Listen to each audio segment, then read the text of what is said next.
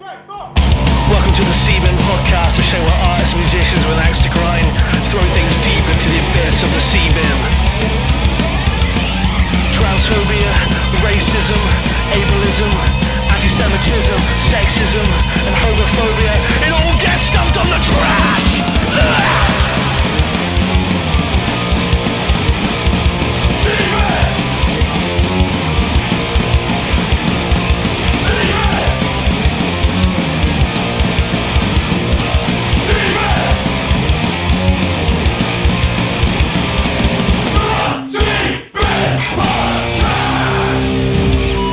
How's it going, guys? Welcome to the motherfucking Seaman Podcast. It's me, everyone's favourite, big, voluptuous, delicious chungus. It's Big Tasty. Sorry I wasn't here last week. I was just tired. I broke my toe. I broke my toe falling down 2 stairs. 2. It wasn't even impressive. It wasn't like I got in a fight with like a bear or something, or like kicked a fucking car. I fell down 2 stairs and I had my toe fucking broke, and I considered that a worthy enough reason to not sit down on my ass and talk into a microphone. That's how fucking lazy I've been at the minute. Anyway, despite my stupid toe, I'm here with an old friend. Now this is quite it's an interesting one for me, because me and this homie go back from when we were like teenagers, making silly videos on YouTube together and talking and stuff. Now, when I met this guy online, he was one of the very first people to ever vlog a whole year of their life on YouTube. Now, when you think about how YouTube is these days, like, that's very common. People making videos all the time, every day. But back in the day, that was quite a new concept, and this guy did it. And I think you might be the first one to do it, or one of the first ones to do it. But like YouTube can be sometimes, it sweeps people under the rug that they don't want to be famous. Dickheads. But anyway, now they're ripping and rocking in a really up and coming, exciting rock and roll band in Canada called the Orange Dollar Band, and it's my friend Aidan. How's it going, buddy? Hey man, doing good. Thanks for that intro. Like we were saying in the preamble, those videos are long gone. I mean, they exist, but they're invisible now. Those yeah. That's a part of history that's been scrubbed. Yeah, it's incredible how much time has passed. You think YouTube, it doesn't seem that old, but it's quickly coming on 20 years, I think. That's it's weird. Every time I think about it, I have a little bit of an existential moment, because I remember when I was making videos and I was like, oh, if I work really hard, I'll, I've always wanted to make content like this. Obviously now doing the podcast, I've managed to find a space to do that outside of music.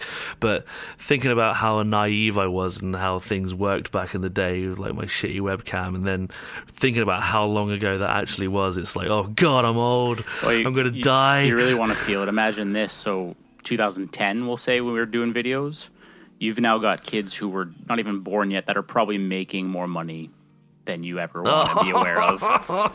Fuck's sake. On their toy unboxing videos. Yeah, who's that guy? Is it Ryan's Toy Reviews? He's like 4 years old, or not 4, but he's a young kid and probably got more money than most politicians. Fuck it, man. That's what we should do. Maybe we should go back in time, and instead of making silly videos, we should have just unboxed toys before people did that shit, and we could own this planet. Some of the things that caught on that we should have known to do is incredible. Yeah, shit, man. But yeah, so when you started on YouTube, when we first met, you were doing you were kind of like a Blink-182 correspondent, right? Like, you were like super into the band. Are you still into the band even after these years, or is that something that's kind of grown out? Music tastes have definitely changed. So back in high school, I was one of those people who I declared that classic rock was shit. I didn't understand it, and then as it shifted, I moved from being into hardcore screamo bands of the 2000s like Hawthorne Heights and Silverstein, those types of bands, that shifted into punk rock like Blink-182, and then now it just shifted years ago to classic rock bands. So I do still follow. There's a place in everyone's heart for those bands they listened to in high school, but definitely not something I'm regularly listening to. If anything, if you find me listening to music, it's probably jazz. But if I actively want to hear some of the bands I really like, it's ZZ Top, The Doors, those much older bands that you really don't see around much. Although we were just just back in April, we went to 2 different ZZ Top concerts. So that was great to finally see them live again. Oh, is that before we lost Dustin? No, it was after. They're still touring. So their guitar tech, he took over on bass. And they've been doing really well, so they're still going hard. I think after 2 years of not being able to tour, I don't think they could afford to, as a crew with all of their staff and everyone, I don't know that any band could afford to not tour anymore. But it wasn't the same experience without Dusty, but it was still a couple of really great shows. Yeah, I fucking love ZZ Top. Underrated band. I mean, in the UK, I think in America there, and in North America, it's like they get the due respect, but in the UK they're always they've like almost seen as like a one-hit wonder. Everyone listens to Sharp Dressed Man and that's kind of it. But I only recently learned that the Eliminator album didn't even have a real drum kit on it. That's all like electric drums, right? And then as soon as I heard it, I was like, it's very obvious. How did I not notice that? Yeah, shit? You can't unhear it once you're aware of that. Yeah, it's like if you look at the KFC logo, and if you look at Colonel Sanders' necktie as a tiny little stick figure body with a giant head, it's like you can't unsee it. That's not one I was aware of, but I'm going to keep an eye for that now. Yeah, next time you get some delicious greasy chicken. Yeah. So you've been ripping and rocking in Orange Dollar Band. You just released like your first like LP. That's pretty exciting. Well, we put out our first one last June, and then we had our follow-up that just came out 2 months ago in June of this year. So it was almost exactly 1 year between the releases, and then now we're back to working on album 3, so never stops. Yeah. Have you just been doing like a studio thing? Have you managed to play any live shows yet? Or no live shows, unfortunately. That's really something on our radar that we'd like to do, but there are only 2 of us, and just with the way our music is made, there are far more than 2 instruments at a time. There are a couple guitars, bass, keys. Some songs have a couple sets of keys, so it'd be really difficult. Definitely something on our radar that we want to do, but so far it's just been studio work. Yeah, just got to find some homies to come play with you. Yeah, exactly, yeah. Well, fingers crossed. Come on down. Come on, hop on a plane and come down to the UK. Yeah, absolutely. It's definitely on the trajectory for future travel plans now that we can for now. Yeah. Right. So we got some bins. We got some C bins to crack on with. We've gone through the niceties. Now let's complain about some shit. Absolutely. Are you ready to complain? Yeah. Right. First up on the list is gas-powered lawnmowers. Now, hit me with it. You know, I really struggled with coming up with items for the bin because of our different regions, completely different countries, opposite sides of the pond. I wasn't sure what would be relevant to you, and I worried that I wouldn't be able to get these into the bin if they weren't relevant enough. You're like, I don't understand the issue. It's not going in. But I think, so with this one, lawnmowers just piss me off. That it's straight up. Like, I could try and talk about the impacts on the climate and that sort of thing, but quite frankly, it's just, there's nothing more disturbing in a residential neighborhood than just a gas-powered lawnmower. Like, you could be sitting on your patio or your deck at 9:30, peaceful morning, drinking some coffee, and then all of a sudden, your neighbor rips up this gas lawnmower and just disrupts the entire neighborhood. Like, don't get me wrong, I like the smell of mowed grass, but you can get that with an electric mower. So when we moved into our house 6 years ago, I purchased an electric lawnmower. It came with 2 batteries, and this thing is so quiet you can hold a conversation while using it. Like, our neighbor was so impressed that he was just chatting me up while I was standing there with it running, whereas he's running this incredibly obnoxious gas mower. But if you do want to make a bigger argument for this to go into the bin, it's to recognize the impact it has on the environment. Like, supposedly a lawnmower being used for an hour has the same impact on the environment as a car driving for 100 miles. So it's real fucking hell. It's just, well, stand next to a lot. So in Canada, we've got, well, where I am anyway, we have front lawns on every house. Back lawns, every house.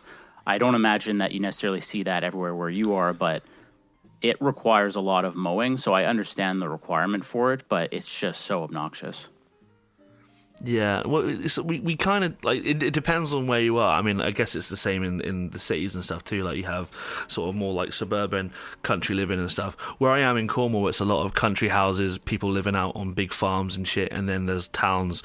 Like where I am, I'm just on a main road. Like we have a garden, but it's just a driveway really. But in one of my old houses, we had a big garden, yeah.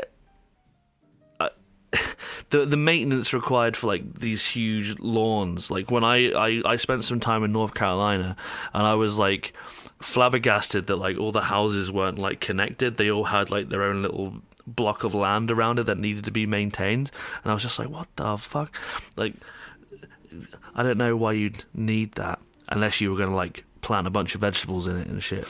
Well, now that we're talking about it, honestly, I should have just said a lawn should go in the bin, because genuinely one of the stupidest waste of money is a lawn. All we do is water it, seed it. Like our water bill is so much higher in the summer because of just having to water this useless section of grass that's probably 30 feet by 15 feet. Like, what is the point of it? It's other than just optics or like visual aesthetics. Yeah. Anyone in your neighborhood got any AstroTurf?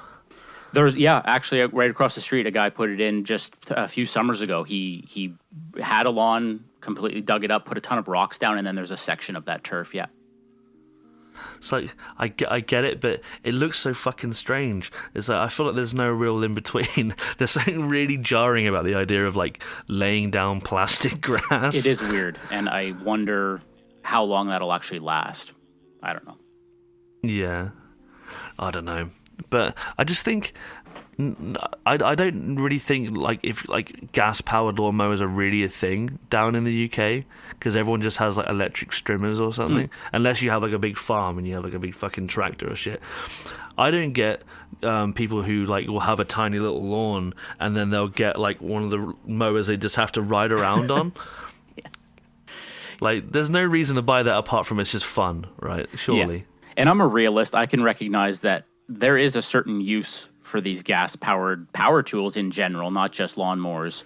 The electric mower, realistically, is not the most powerful thing. It does the trick for a lawn, like a residential lawn. But I can understand that if you have a larger property, you have a ton of grass you need to deal with, sure, you're going to need that gas-powered riding mower. But I think in most cases, we need to just do away with these things. They're trash.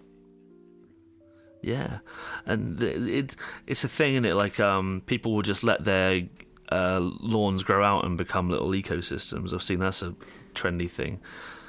I don't know how I like that visually, but I like the idea of it, like sort of environmentally. And my little internal punk's like, yeah, a little mini jungle. But I think that would piss me off if I lived somewhere and I just had a huge unkempt fucking back garden. Yeah, we've got bylaws throughout the city that prevent us from being able to do that sort of thing. Even in your own backyard, if you've got weeds, your neighbor can call and snitch on you, and you'll be fined for not maintaining your yard. Yep, and you've certainly got that with your front yard. Front yard, I can kind of understand because everyone needs to see that. But in your backyard, you should be free to do as you please with your yard, even if that means growing out a bunch of weeds. But I think it's because they could encroach on someone else's property. I don't know, but. In any case. Yeah, I guess, if you had, like, invasive weeds, fine, but I think just let your grass grow if you want to let your grass grow. Yeah. Plant some fucking potatoes. How about, it's your yard, do what you want. Yeah, I agree.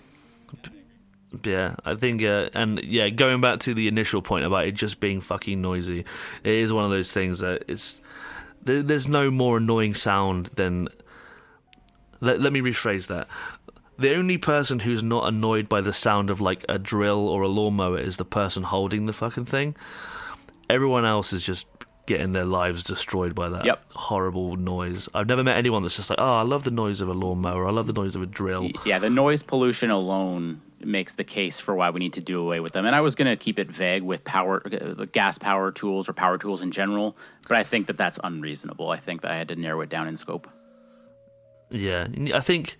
The fact that there are electric mowers and you can just plug into the wall and it's grass. It's not like you're cutting through fucking giant hedges and shit where you need some like torque and horsepower. It's grass. Yeah, you can cut that with like a thin stick if you whip it hard enough. Like, just the power of sheer tyranny of will could probably cut grass.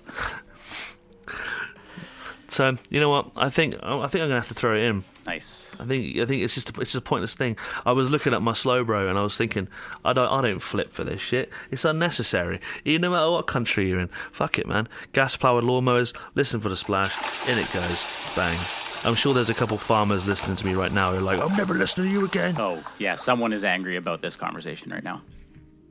Yeah. Well, you know what? Just plug your lawnmower in, or get one of those old school ones that like just a bunch of blades that you just like push and it kind of spins it around.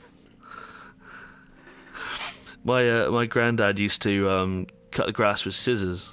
Oh Lord! Like he'd just be on his hands and knees just snipping away. I can't imagine. No.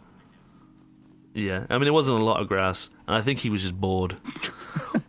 I think he just needed something to do, and he was like, fuck it, I'll just, like, spend 8 hours on my hands and knees snipping individual bits of grass. No Netflix or smartphones. You got to find entertainment somewhere. Yeah, this is back in the 90s, and all there was ecstasy and raves. and that's not good when you're, like, 70. I mean, it could be, but... No, back in the 90s, maybe not so much. Right, next on the list, I think this is something that we've talked about before on the show, but I could be remembering it wrong. I feel like it's something people bring in and then change their mind last minute, but it's wasps. Yeah, and that was the other issue I had. I felt like because you've been doing this show for a decent amount of time that I didn't want to necessarily bring something that's already been brought, but I can't with wasps. Specifically, where I live, we have yellow jackets, the quite large black and yellow. I'm pretty certain. I mean, someone I know is going to listen to this and be like, "No, they're not," but pretty sure there are. But they're just assholes. They exist for no reason other than to torment humans, other insects. They serve no purpose. And again, we're going to piss somebody off with this conversation. There's going to be some kind of wasp expert who dissects what they do and the purpose that they serve, but I went back some biologists like well, actually the wasp is very important for fuck off, they're shitters. I'm sure we could do without them and mosquitoes. It was a toss up for me between which to try to get in this, but mosquitoes fine, they're a nuisance that you get bit all summer long here and it's itchy and it's annoying, but wasps just suck. I'd never been stung or bit. I don't know which. I think they sting. They sting you. Yeah. I'd never been stung by a bee, wasp, bitten by a fly, nothing until last summer. I was mowing my lawn. Another reason that it sucks, going back to the previous topic, I was stung by a bee just out of nowhere while I was mowing my lawn, just on the foot. And then my dad was in town, and we went to a small town near us for ice cream. And I'm just standing there, and then I get this excruciating pain in my hand, and I look down. There's a fucking wasp just sitting on me, and it stung me. So I slapped it, stomped it. It's dead, but it serves no purpose. And I think we need to eradicate all wasps on the entire planet. Just pure wasp genocide. I mean, it stung you for no real reason. I mean, maybe it was after your ice cream. I don't know about the dietary choices of wasps. Yeah. The thing is, in the UK, when the sun shines, because we don't get a lot of sunshine, well, until recently, this year's been hot as balls, like we've been dying. And people will often laugh at us for complaining, because in the UK, recently it got to as hot as 46 or 49 degrees, which whatever that is, and when you convert it to your crazy funky measurements. No, we're Celsius over here as well. Oh yeah, okay. I forget you're like our little brothers over there. Yeah, for that shit. But they'll be like, well, that's not that hot. We deal with that, times 50. And I'm like, yeah, but you got air conditioning. We're not set up for this shit. Like, in the UK, all we have is, a fan we've had for, 15 years has been handed down. And it's, barely blowing sweet fairy kisses on us, and we're just dying. So as soon as the sun comes out, the most sort of traditionally British thing to do is to just go sit in the park and drink cold cans of cider or alcohol, and that's when all the wasps come, because they smell the sugary alcoholic beverages and then jump in the cans. People go sip their can and get a wasp sting on the mouth. It's just not the one. Yeah, it's similar here in that the weather obviously dictates what comes out. So the wasps have been really bad because we've had a good streak of over 30-degree weather here. Fortunately, we do have air conditioning at our place, so we're not quite struggling the way you are. But outside, it's bringing out more mosquitoes, more wasps, more aphids, more everything. And some of them are just, leave them be. They don't bother you. But those wasps, man, they're aggressive. We'll just be in our kitchen, and then we've got the back patio door on the glass, and a wasp will just fly up and start banging against it, trying to get in like an idiot. And like they're just, oh my God, they're hunting me right now. Yeah, there's some serious aggression going on behind the eyes of a wasp. Yep. Those black dead eyes. Have you ever seen a hornet before? I think so. Yeah, we've got a few variations of wasps and hornets and that kind of thing. I wouldn't be able to pick them out, but well, the first time I saw a real hornet, I thought I was like having a nightmare because like imagine a wasp but like 10 times bigger, like a wasp that you could like, fit into a lunchbox. Okay, I definitely haven't seen that kind of hornet. Definitely not. Yeah. If you want to have some serious nightmares, go to the Brave Wilderness YouTube channel and watch Coyote Peterson being stung by a Japanese hornet, like a wasp the size of a small kitten, and just totally annihilating him until he's like almost paralyzed. Yeah, that's terrifying. Like wasps that we have are, I don't even know what to compare them to. They're not excessively large, and I'm not afraid of them per se, but they just do something to me. They kind of spike the anxiety a little bit, and then I have a badminton racket that I keep nearby. and I actually have two of them. I got one in the front in our garage and one in the back, and as soon as one makes an appearance, I just start waving it around. My neighbors probably think I'm insane, but that's fine. I'm slowly turning into an old curmudgeon-y man. You're probably like smacking the wasps and they're just flying through the windows of your neighbors. It's honestly really satisfying to get a good backhand and you just hear that tick when you make contact with it and it just goes flying. Yeah. But then supposedly when a wasp is killed, supposedly it puts off some kind of scent to others. It gives off a pheromone saying that, hey, we're being attacked. Come and help. Yeah. So maybe not the best strategy. They say, like, don't move. Because they search out heat as well. It's the same with bees. So, like, if, like, you're surrounded by wasps, the best thing to do is to stand perfectly still. Because if you start freaking out, they see the heat signature and they just go to attack you and shit. And it's like, but that feels so counterproductive of what you want to do. Because as soon as I see, like, a more than one bee, I want to just run away from it. It just, that makes, what comes to mind when you say that is, have you seen the Jackass TV show and movies? Yeah, I'm sure that's a silly question. I'm sure everyone's seen those at some point. But there's a bit in the second or the third movie where they lock some of the guys in a limousine and they dump a ton of bees into the limousine. Like, that to me is terrifying. And the one guy he doesn't follow instructions. He keeps running and making it worse. Oh, man. I did a quick Google here. Right. I just Googled, what do wasps do? And this is the answer we got. A world without wasps would be a world with a very much larger number of insect pests on our crops and gardens. As well as being ferocious and ecologically important predators, wasps are increasingly recognized as valuable pollinators, transferring pollen as they visit flowers and drink nectar. So, see, isn't that role already occupied though? Like, would we really see that? By the bees. Yeah, exactly. I don't know that we would be at a loss if... No, that's not good enough. Yeah, you're trying your best, wasps, and it's bullshit. It's redundant. Their job is already being completed by other insects. Yeah, they're basically like the supervising manager for what bees do. So when, like, bees are burnt out and they need a day off and someone has to come in and pretend to be the boss for a bit, wasps come in. Well, and they attack bees. I wasn't aware of this until I just saw a video, I think maybe a week ago, online. A guy, and you might have seen this, it went around. It's a guy, supposedly a guy protecting his bee colony, and he's killing these wasps with strange precision. He's using scissors to cut them in half, or maybe it was even hornets, I don't remember, but he's killing these things because they're trying to attack his bee colony. And so clearly they're just out to fuck anything up. Like, they don't care. Yeah, I've definitely seen a video of hornets attacking a bee colony. And hornets, they're like maybe like 100 times the size of a bee, and they'll just pick them up and like rip their heads off. They're not even eating them, they're just like killing them, like picking them up and just tearing their heads off. And the only way that bees can defend themselves against them is they just have to completely surround it and vibrate hard enough that it basically cooks the hornet from the inside. Oh. Imagine your only defense mechanism is to hug somebody and vibrate. Like, imagine if you're being robbed and like you have to like jump on the burglar and just like vibrate until they cook.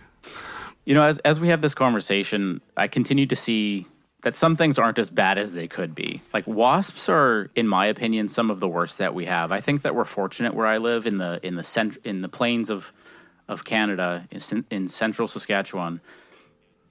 We don't have it too bad. We don't get tsunamis, earthquakes. We get the odd tornado out in the country, but nothing ever near the city or in the city. And when it comes to things the like odd moose attack, and insects, creatures, animals, we don't have anything that's looking to essentially murder you. I mean, I think wasps are if they could, they would murder humans because that seems to be their goal. But we don't have anything that is like, oh, you need to watch out when you just walk down the street because you might be mauled by a 10-foot spider or some gnarly shit like you see in various countries around the world. In like Australia and shit. Like, literally, when you go to like you use the bathroom in Australia, they're like, yeah, check under the toilet first because there could be like a murderous spider. I'm like, I just want to take a shit. I don't want to have to like, you know, be like Steve Irwin every time I go take a shit. Like, I just want to go there and dump ass. I don't want to have to get my fucking prongs out. Yeah. Surely you got bears though, right? Bears in Canada? Oh, absolutely. Yeah. And Canada is so vast that you can go from one end to the other. It'll take days to travel by car.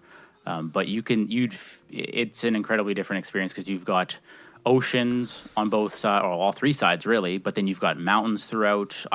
Where I live, it's just flat as can be. You drive on the highway and it's just flat as can be. You can see for kilometers ahead.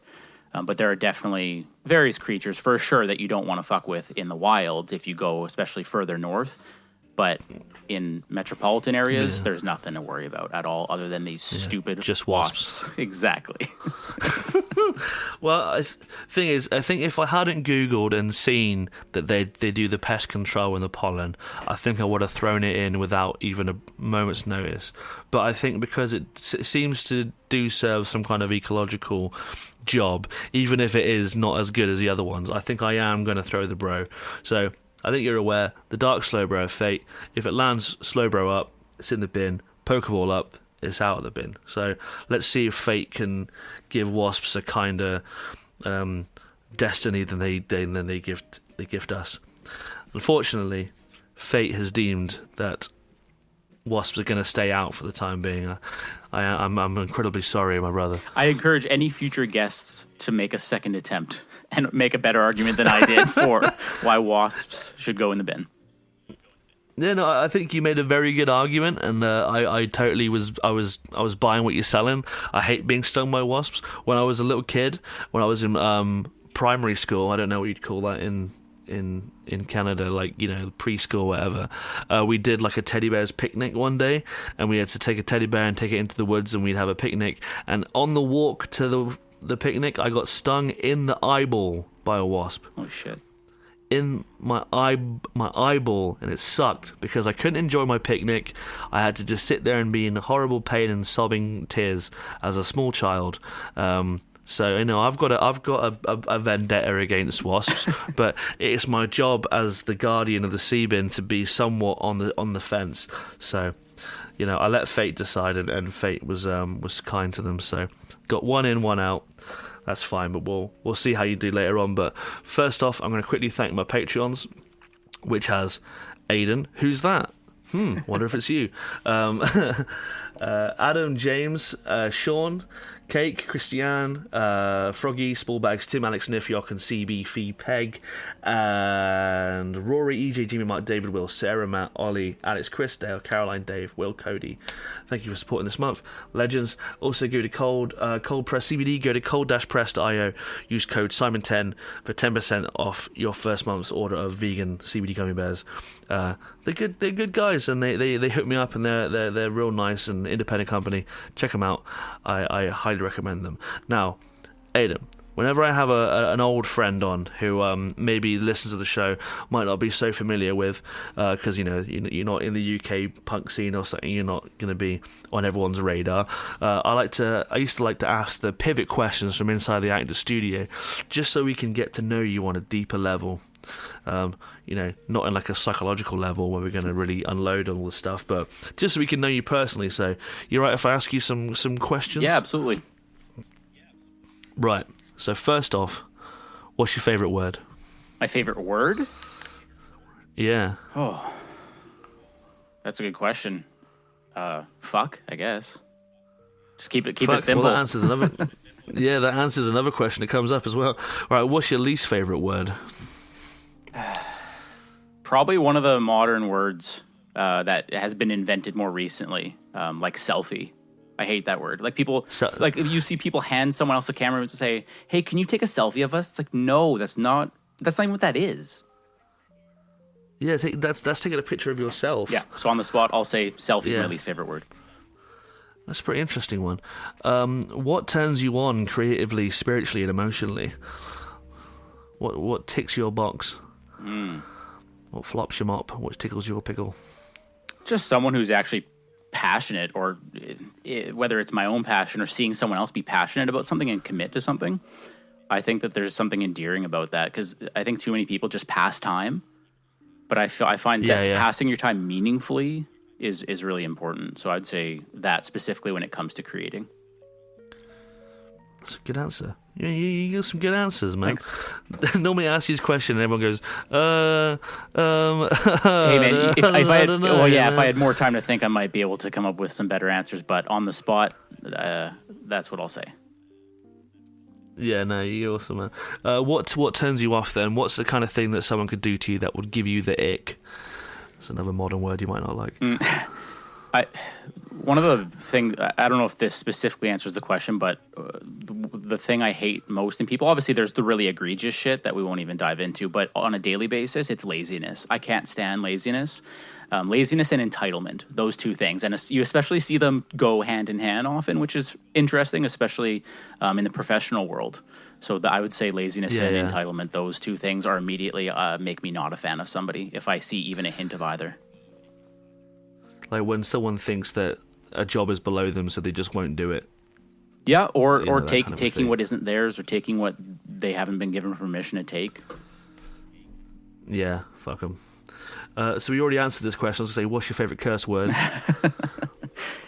Yeah, I'll say fuck again. Yeah. Yeah, well, you just did. You said it. Fuck. What sound or noise do you love?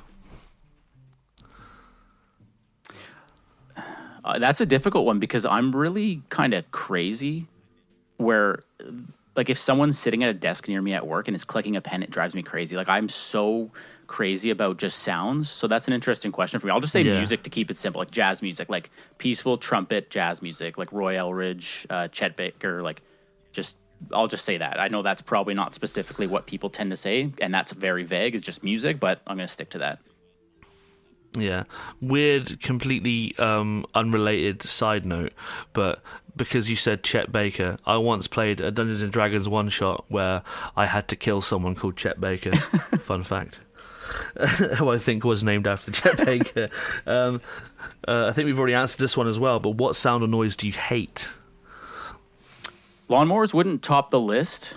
But I'll just say that because that makes the most sense considering I brought it for the bin. But if you gave me 10 minutes, I could probably come up with a really long list. Yeah, just a big old horrible, horrible list of nastiness. What profession other than your own would you like to attempt? I've always been keen on writing. I haven't written in quite a while, but I used to spend a lot of time creative writing, like fiction, various stories. And if you search, you can find a couple things I put out back in 2014, 15.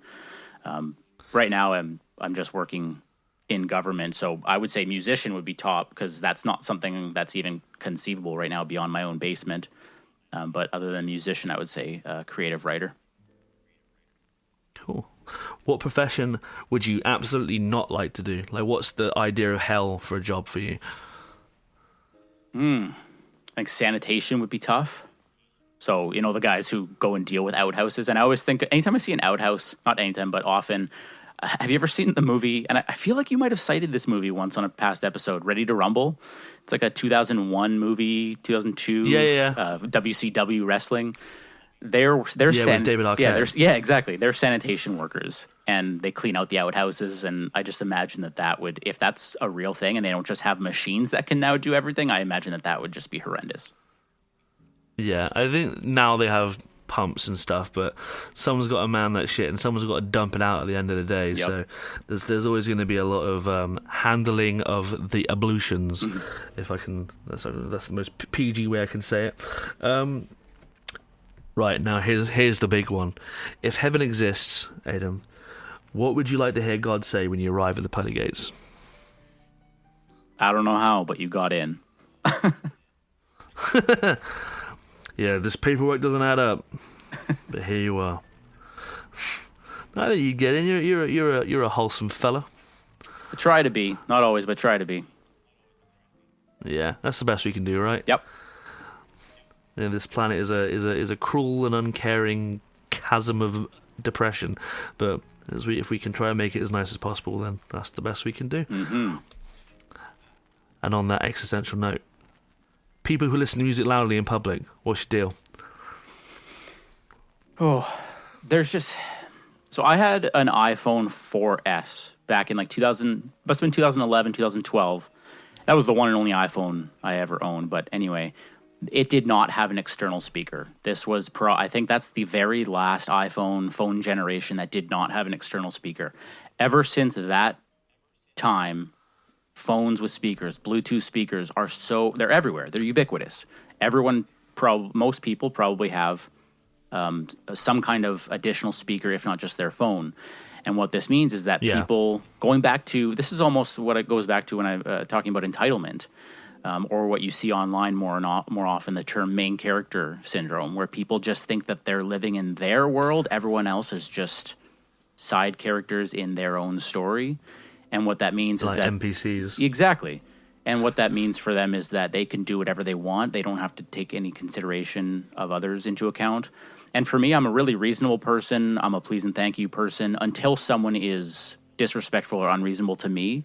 And with that comes the idea that I shouldn't be walking around blasting my music for everyone else to hear. You see it with people out for bike rides on these residential streets, people just walking in parks.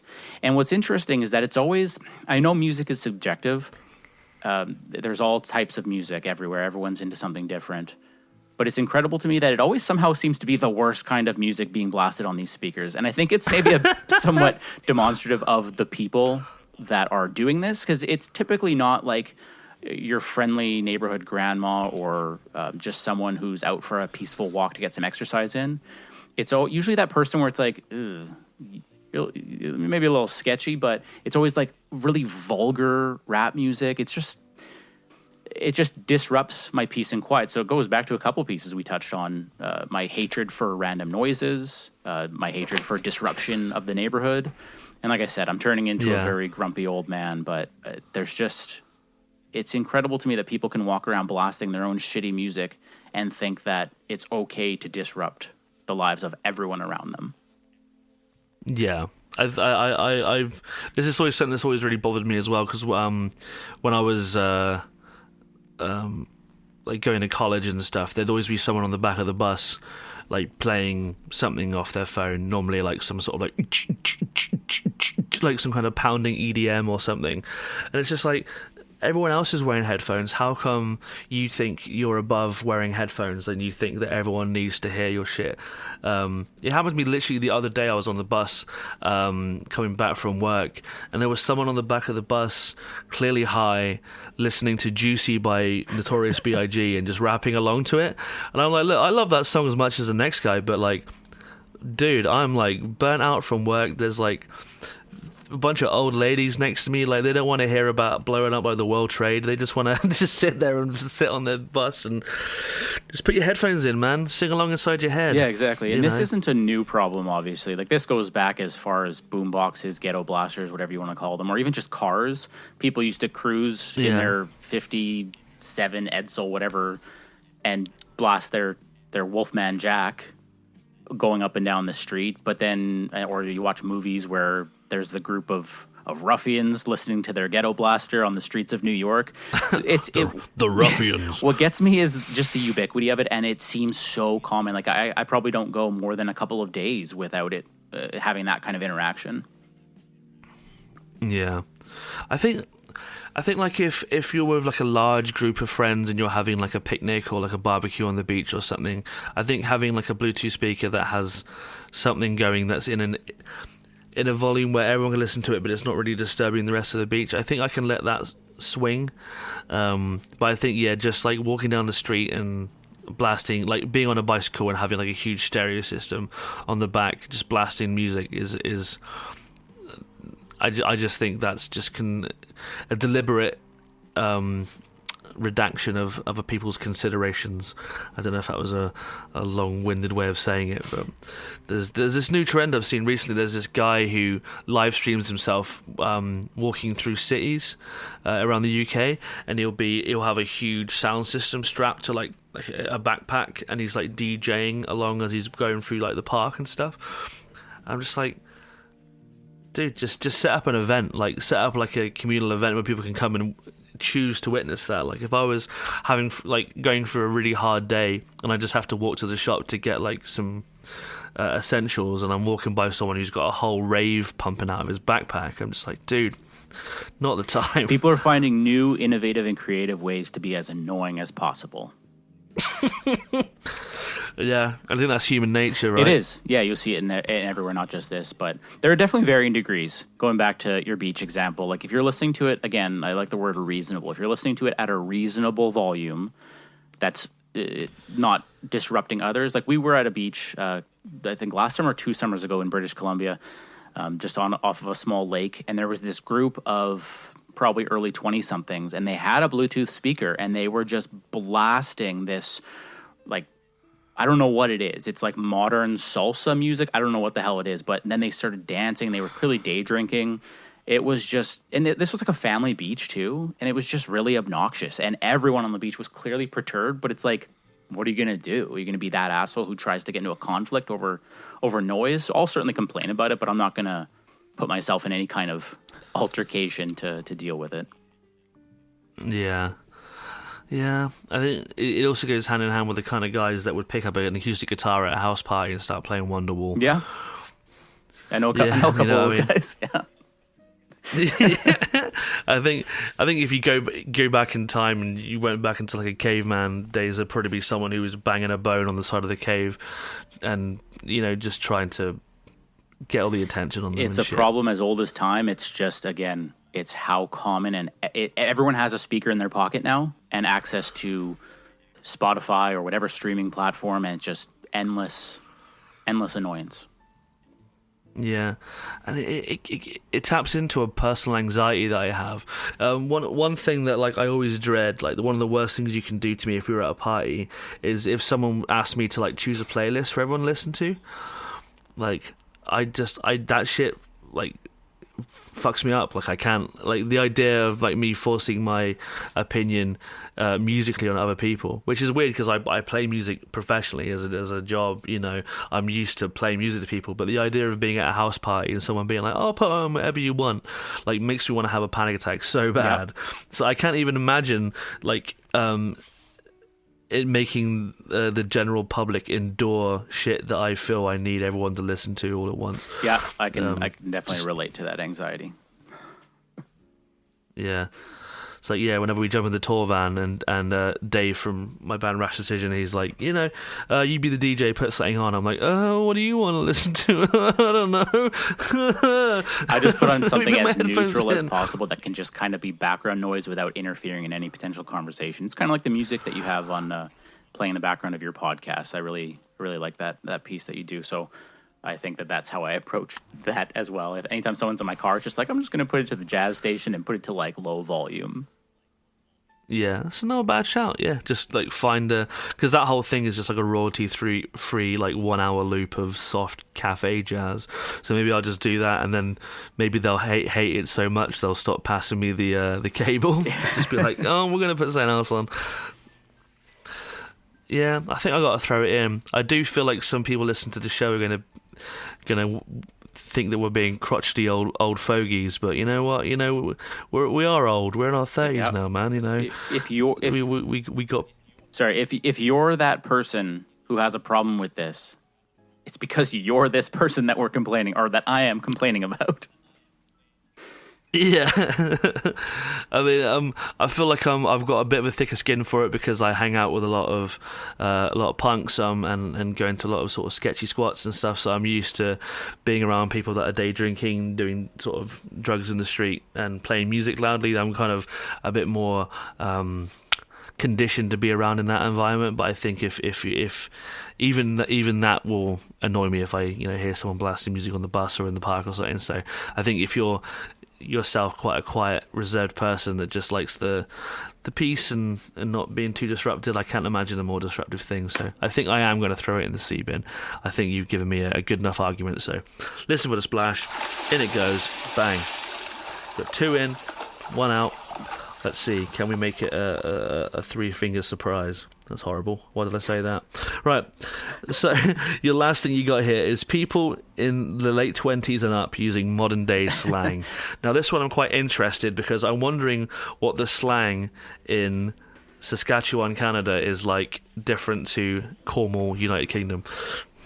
This one's tough because there's no hard line on it, right? Like and I will preface with, this is more so just a rant. It's not like something that's a serious issue, obviously. Like, people are free to do as they choose, speak as they choose.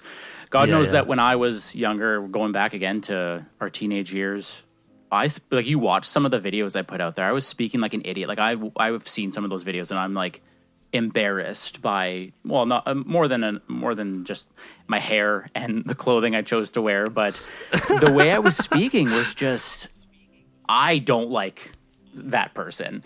And so it's, as I've gotten older, the way that I speak changes. I do certainly still use certain words that would probably be considered to be slang, like pretty basic stuff.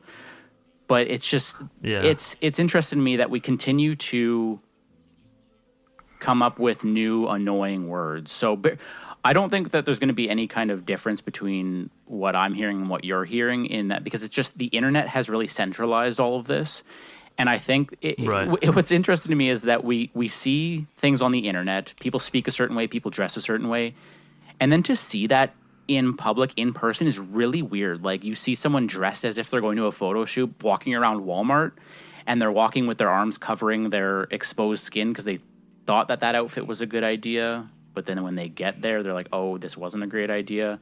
But people just speak a certain kind of way. The no cap, the low key. And what bugs me is when we're changing definitions of certain things, like the word literally has now, its definition has changed because it was so misused. Yeah.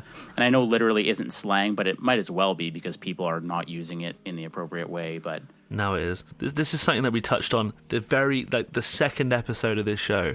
I think the first thing that was thrown in was the overuse of literally and things like that, and like filler parts of conversations. Well, I guess that would be like slang and stuff, but using literally as almost like a stopgap between words.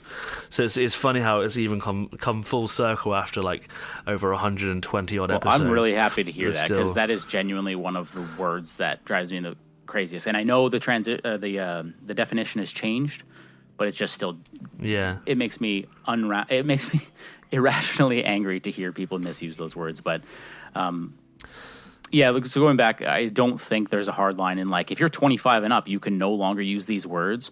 But when I hear a person of a certain age, when I'm in a conversation with them, and then they just throw one of these words out, it makes me physically cringe. Like saying on point was very popular a couple of years ago.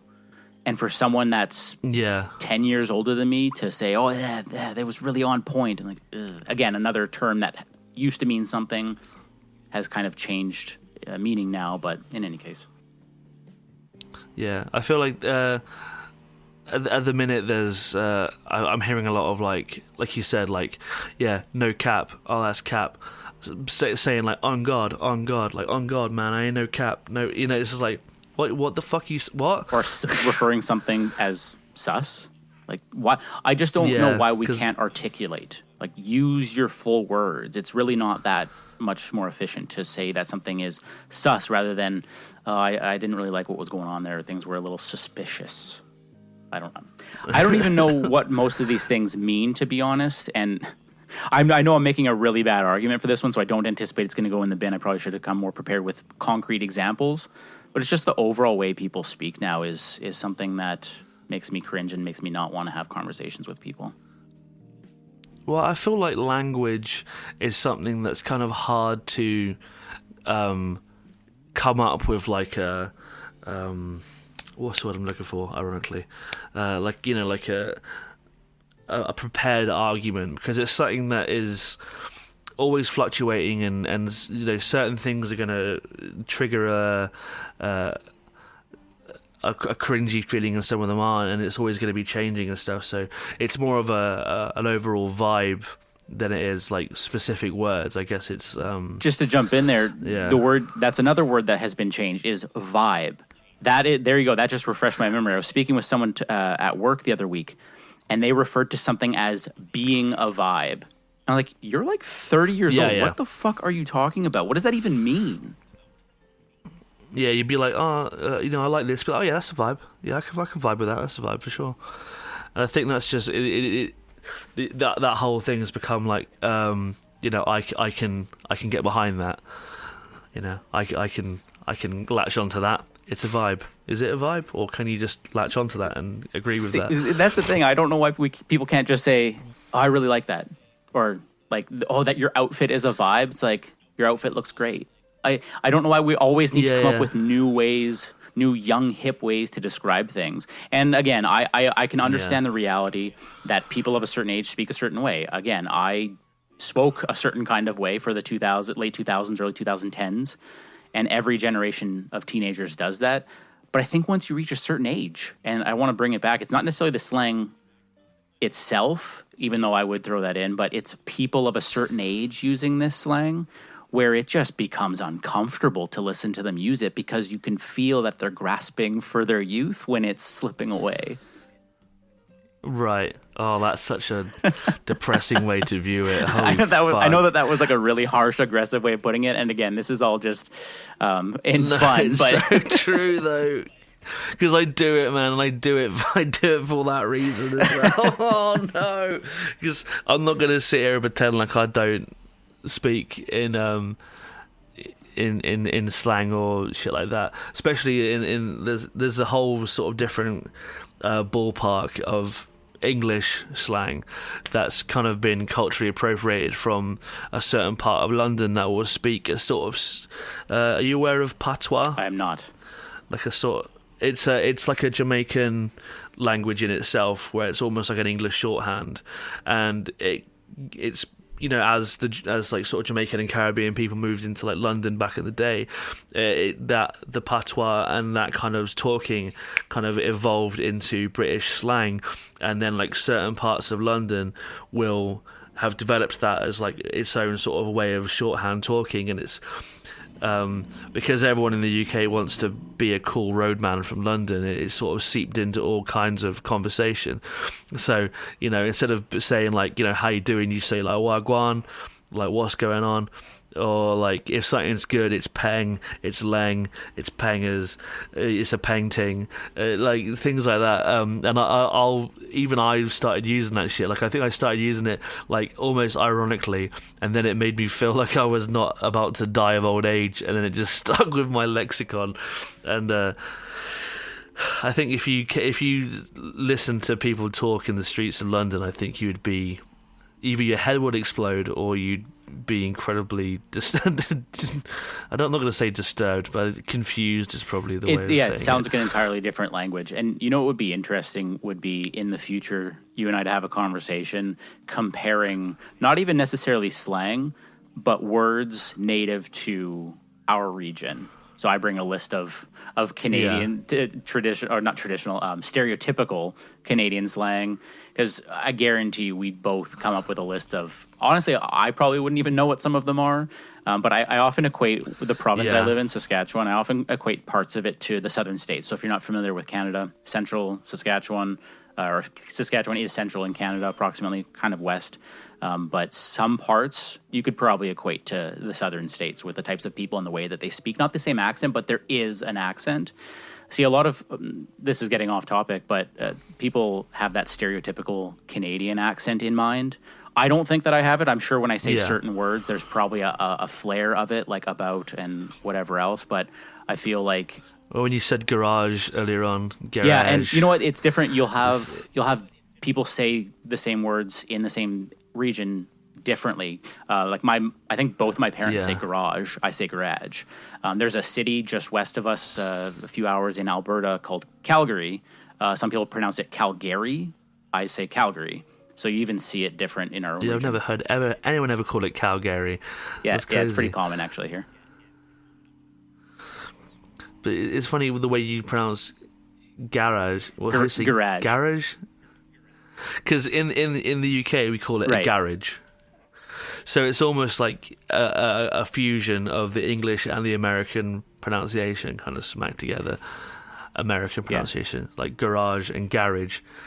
Garage. Yeah, good point. See, this is a conversation in itself, I'm telling you. Yeah, it's almost very Buffalo, New York as well. I don't know if you ever heard anyone from Buffalo talk. But they have that rhotic hard R, like park your car in the yard and have a barbecue. And you hear that a lot in like Trailer Park Boys, like that kind of talking. That you're looking at the Newfie accent, the Newfoundland accent. That's far east, the furthest maritime province. Yeah. Man, talking's weird. It is, and especially I don't know that, and that's something else I could throw in the try to get thrown in the bin is just judging how people just inherently speak, because it is just that's just how it works. Like we could argue what accent is dumb or not, but the fact of the matter is like you don't control what accent you necessarily have. I'm sure some people do. Some people throw on their accent and thicken it up a little bit, but when it comes down to it, the base way that you speak is just natural to you, how you're born. So anyway. Yeah, I think it's interesting you touched upon that, because that was something I was going to say actually about like judging how people inherently speak. I feel like over time, like culturally, the slang works its way into just like how people talk and like the words they use. Sometimes it's not so much of like forcing it to cling on to a childhood. It just becomes part, like culturally part of what they say. Like I said with like in London, it's like it moved over from the Caribbean and like Jamaican, and then worked its way into that very niche part of London, and then sort of like crept its way out. That's a very cultural thing, and I feel like they couldn't stop talking with those words even if they tried to. And I feel like as we become more of an internet generation where in like memes and jokes become part of everyday conversation, I feel like that's just gonna. I feel like there's no real way of controlling how our brains are going to absorb that. It's like, you know, when I was a kid, I never said shit like yeet, and then you watch a Vine, and then every time you throw something, it's like yeet. Yeah, and there are definitely words that creep in and become just forever words, like selfie. Like that word is probably never going away, even though it's been that's an action that people have been doing for years. Like you can see pictures of who's George Harrison taking a photo of himself in the mirror, and people refer to it as a selfie now. And so that word is here to stay. My gripe here is specifically these people that are intentionally and very strategically using these words because they know that the word is currently in or hip or however you want to phrase it. Right. Okay. I think that's a very important thing to point out. I think if it was sort of slang as a whole, I don't think I could throw it in. But I think because you've pinpointed that it's people that are intentionally using things to sound hip or to speak to a certain generation or, you know, stay current, I think that's a very cringy thing. And I think you see it a lot with like these YouTube influencers and TikTokers and Instagram influencers and stuff. They'll cling on to whatever's vital at the time and beat it into the ground. Yeah, exactly. So I think, I'm glad you said that, Aidan, because now I'm definitely throwing it in. I was umming and ahhing about it, but yeah, the intentional adoption of modern day cringy slang to fill some kind of niche fucking audience and benefit from it. Fuck it. In the bin, listen for the splash. Boom. In it goes. There you go. You got 3 out of 4. 1 out, and the 1 out was the wasp was purely fake. Fuck wasps. If I'd been lazy and not Googled it, it probably would have been a full whammer. But you know what? Sometimes you just gotta learn the facts. You know what? It's still early here. It's 10:45 on a holiday morning. I'm gonna take the rest of my day. And I'm going to read up on wasps and educate myself so that I can make more informed decisions in the future. I'm already learning. Yeah, it's Labor Day for you, You're right. Huh? Yeah, it is. Yeah, I Googled it because you told me it was a holiday. So I Googled, I was like, what day is it today in Canada? I think in the States it's a similar holiday. I don't know, because we've got a couple that line up. We have Remembrance Day in November, and I think they have Veterans Day around the same time. But I think it's a holiday in the States as well, but I don't know what it is. Might be Labor Day as well. I don't know. Yeah. What is Labor Day? I don't know what that shit is. Again, going to take the day, read up, learn a bit on it. I'll get back to you on that one. Yeah. Let this be a sign, everyone listening. This is your opportunity to avoid ignorance and do some research on wasps and Labor Day. That's the takeaway from our conversation. But yeah. Exactly. Oh man, it's been great catching up with you, man. Like we haven't really. There was a period of a few years where we just didn't speak at all, and then we kind of reconnected, and it's been kind of like we haven't like had a proper catch up. We've just kind of interacted with each other on social media, and obviously you've been supporting the show on Patreon and being really supportive of that, which I'm very grateful for, and so it's been nice to properly catch up and reconnect. Yeah, absolutely. And I do just want to say before we end things that I really admire the way you're doing the show. I think that it goes back to some of the things I said about people being genuine and really passionate about what they do. And just listening to your show, I do think that the genuine passion that you have for doing this show really comes off. And you don't see that with all shows, especially podcasts. Some people just do it because they do it and they have to do it. I think you and I saw that when we were doing videos back in the day. We did it because we had to do it. But I think this, your passion actually really comes across. And I just want to say that that's why I like listening to the show, because I can hear that you actually like doing it. And that really makes the difference as a listener.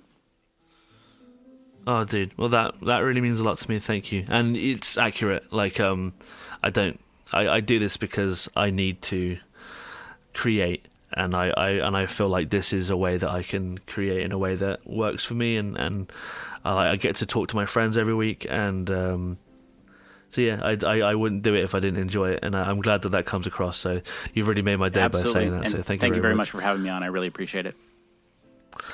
Yeah, everyone go check out the Orange Dollar Band. Where can they find you? You're on Spotify, you're on YouTube, you're on Bandcamp? Yeah, pretty much anywhere you can listen to music, you'll be able to find us. We also have our first album on vinyl and cassette, if that's your thing and you're into physical media. And then on Instagram is usually where we post things, Orange Dollar Band. Yeah, so if you want to check out some sort of, if you want to check out some modern kind of takes on kind of classic rock ideas and old school rock and roll and stuff, check it out. It's really good stuff, really promising, and it's a passion project, and we care about that kind of thing on this show. If it's done done honestly, and with true passion, then fucking listen to it. It's worth it. It's art, and it's worth listening to. So yeah. Thanks, buddy. Enjoy the rest of your Labor Day. Hope you didn't get stung by a wasp. I hope I don't. It's going to be a hot one, and the wasp will be out. Yeah, just don't have an open can of soda, and also watch out for lawnmowers because they're going to be out to get you as well. Right. Sick. Well, thanks for listening, guys, and I'll see you guys next week, and I'll talk to you soon, okay, brother? Bye. Later. Hey guys, it's me, Big Tasty. I just wanted to say cheers for listening to this week's episode, and I hope you enjoyed listening to it as much as I enjoyed making it. Now, if you feel so inclined, you should come check out my Patreon page. You can sign up for as little as £1 a month, and you get weekly exclusive video tier lists and monthly mail-outs with things such as stickers and fabric patches, zines and art prints. Hey, and if you can't spare the money right now, I totally understand. No pressure. I'm going to keep making episodes regardless, but if you can support financially, it really helps the show. Just keep moving on. And then another way you can help is just to follow us on stuff like Twitter and Instagram at Seaman Podcast and share it around to people that you think might like this filthy shit. Anyway, love you guys, appreciate you, and I'll see you next week.